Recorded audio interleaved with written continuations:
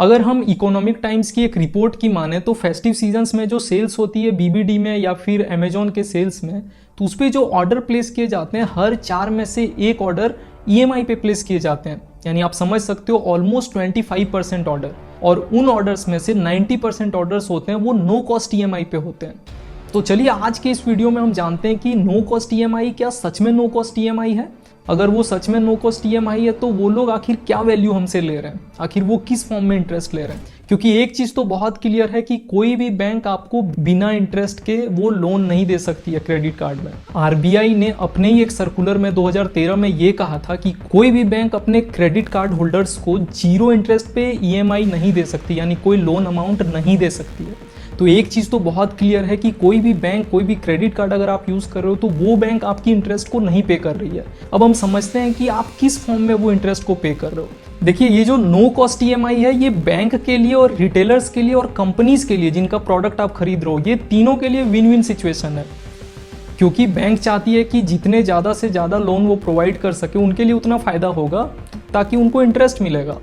Retailers के लिए retailers की जितनी प्रोडक्ट बिकेगी वो लोग कम प्रॉफिट मार्जिन रखे या ज़्यादा, उनका जितना वॉल्यूम बढ़ेगा सेलिंग का उनका प्रॉफिट होगा उससे। कंपनीज की जितनी प्रोडक्ट बिकेगी उनके लिए भी वो फायदा होगा। तो घूम फिर के बात ये आती है कि वो सारे विन विन सिचुएशन में है, यानी उनको तो प्रॉफिट हो ही रहा है। तो हम समझते हैं कि हमसे कैसे वसूली की जाती है इस पैसे की, नो कॉस्ट ईएमआई बोलकर या फिर जीरो कॉस्ट ईएमआई बोलकर। तो आइए एक हम एग्जाम्पल से इस चीज़ को समझते हैं। आप कहीं पे मार्केट जाते हो और उस शॉप में लिखा होता है no cost EMI available on this product. मान लेते हैं वो 60,000 का एक फ़ोन है, तो लोगों को ये लगता है कि अगर 60,000 का फ़ोन नो कॉस्ट ईएमआई पे अगर लिया जा रहा है तो 5-5 हज़ार रुपये करके हर महीने देने होंगे 1 साल तक, जिससे कि पूरा हो जाता है। लेकिन स्टोरी यहाँ पे ख़त्म नहीं होती, स्टोरी यहाँ से स्टार्ट होती है। जैसे ही आप नो कॉस्ट ईएमआई पे कोई भी चीज़ परचेज करने जाओगे, आपको रिटेलर बोलेगा कि सर इस पर एक छोटी सी फ़ी है, प्रोसेसिंग फ़ी, या फिर ऑनलाइन में भी यही केसेस होती है, जनरली सेम होता है। आप बोलोगे कि ठीक है भाई, छोटी सी फ़ी है, 60,000 रुपये का हम कोई प्रोडक्ट ले रहे हैं, कोई नहीं हम पे कर देंगे। वो होती है प्रोसेसिंग फ़ी, और ये 100% मैंडेटरी है।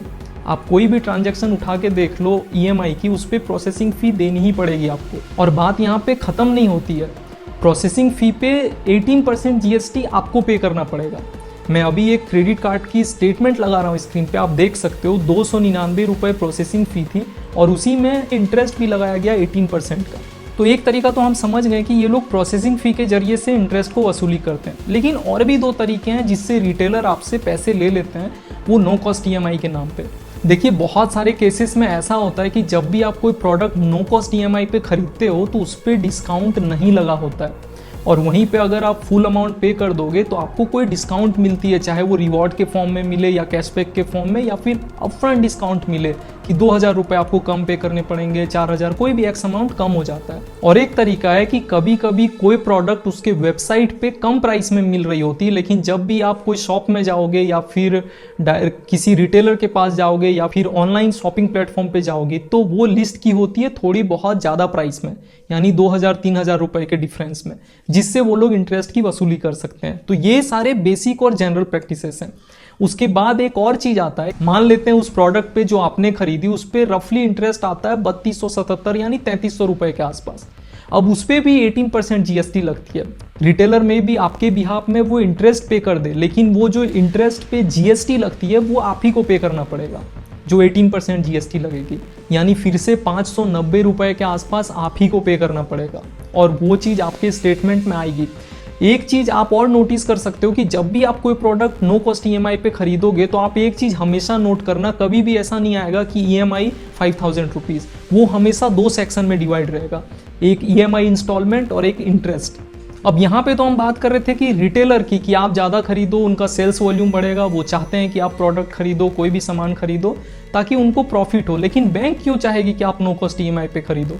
देखिए, जब भी बैंक क्रेडिट कार्ड किसी को इशू करती है और उस क्रेडिट कार्ड से अगर आप कोई भी परचेज करते हो तो आपकी फुल अमाउंट ब्लॉक हो जाती है क्रेडिट कार्ड पे।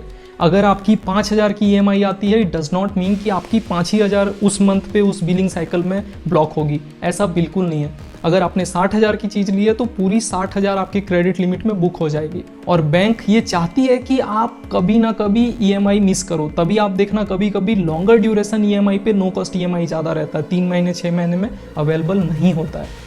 क्योंकि जब भी आप कोई EMI मिस करोगे तो आप पे एक पेनल्टी चार्ज भी लगेगी और आपको उस पर भी इंटरेस्ट पे करना पड़ेगा, तो उस वजह से बैंक आपसे रिकवर करेगी पैसे।